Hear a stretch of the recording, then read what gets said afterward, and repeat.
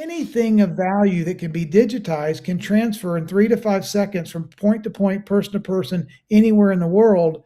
But the technology, the quantum technology, the trillions of calculations per second that take place with these satellites and quantum computers and AI, if I want to send you $50 in Thailand, I can pick my wallet up. It will prove that I'm me. It'll scan me. It'll prove my assets are not double hypothecated or committed to someone else.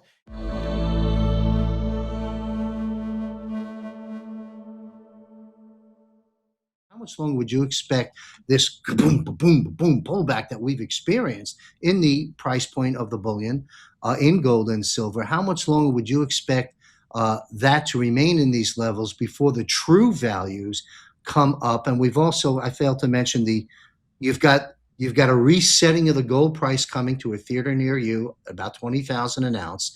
You've got silver on a strategic minerals list now, critically important to military expansion, AI, and industrialization of the world today.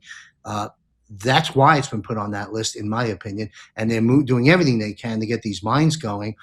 What's your commentary about all that, and what's your take on how long we'll remain in these suppressed levels in gold and silver before we hit the roof? Right. Yeah, they're great questions, and I get a form of this question almost every day of my life, and I will just say that there's a process, okay? And what does that mean? We have to go back and reinstall a system of honest weights and measures. Let's start with money. What is money? Money is a trust system. All it is, strip away all the definitions, money is I owe you or you owe me. It's a system of credits and debits. Period. That's all it is. You can call it any stocks, bonds, derivatives, options, commodities, futures, land rights, titles, annuities, whatever you want to call it. But at the end of the day, it's a ledgering system where either I owe you something or you owe me something. I have a right to something now. I hold it now. You owe it to me in 6 months from now or in 30 years from now. I have a receivable. I have a debt. I have some gold coins. I have some XRP. I have some Bitcoin. Whatever I have, it's one big ledgering system. Think of it as QuickBooks. Okay? What if the entire world could come together and agree that there's one record of truth, and that an ounce of gold is an ounce of gold, an ounce of silver is an ounce of silver, and that ownership means ownership, and that a currency that is stable with a 1-to-1 ratio backed by gold or silver or diamonds or land or oil or anything the international community agrees can be backing to their sovereign currency. We have an honest system. We have an honest accounting system. And most importantly, all participants must be willing to prove their collateral.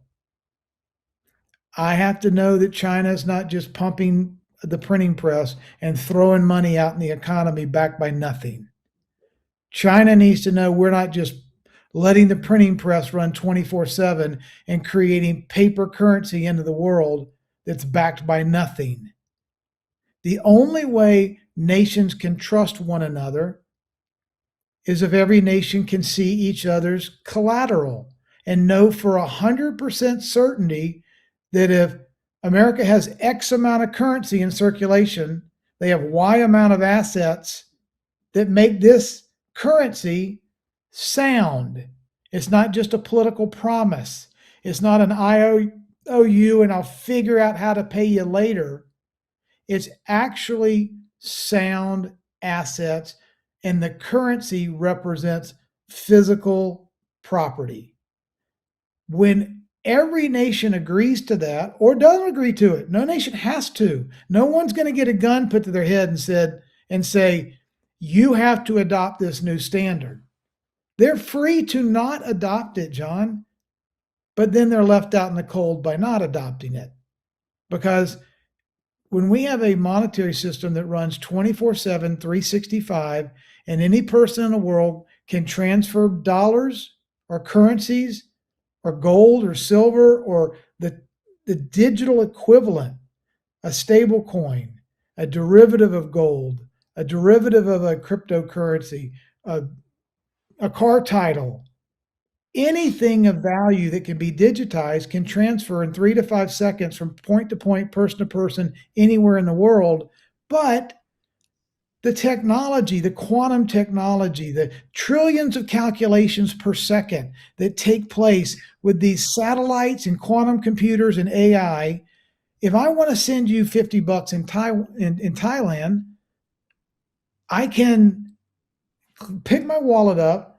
It will prove that I'm me. It'll scan me. It'll prove my assets are not double hypothecated or committed to someone else. It'll transfer it from my wallet to your wallet. You'll have it instantaneously. It will do my compliance. It'll do your compliance. It'll do my nation's compliance, your nation's compliance. It will transfer ownership. It will log the ledger correctly, and it will settle the transaction in 3 to 5 seconds, done, for fractions of a penny. Did I mention a banker being involved in the process? Did I mention 2 days, 10 days, $25 wire transfer fee? No. But that system is a system of trustlessness where the math can be verified. I don't need a narrative. I don't need Bank of America telling me whether it did or didn't happen, whether the math was correct or not. The BIS, the SEC, once the code is encoded and is verifiable and inspectable, and then you and I mutually agree, I'm going to send you $100 and you're going to send me some cigars. That's a contract. I transfer the money, you transfer me. It's done. It's on the record. It's a matter of law. It's a matter of a legal, mutually binding contract between me and you. And it's on the record. And in 2,000 years from now, somebody can come and check this record of me sending you $50 and whether you sent me the cigars or not. So why do I bring this point up? Because what we are doing is we are encoding honest weights and measures into a mathematical system of God's design, because God created math. I didn't. You didn't. Nikola Tesla didn't create math. Math is a science of the creator.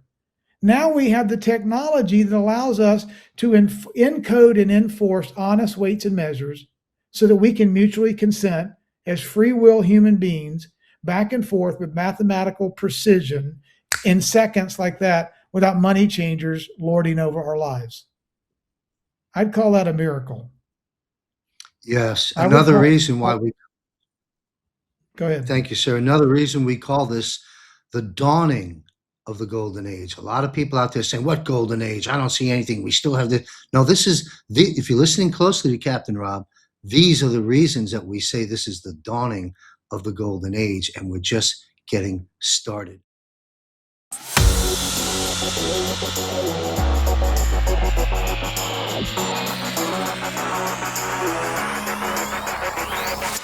The global financial reset is underway and happening now.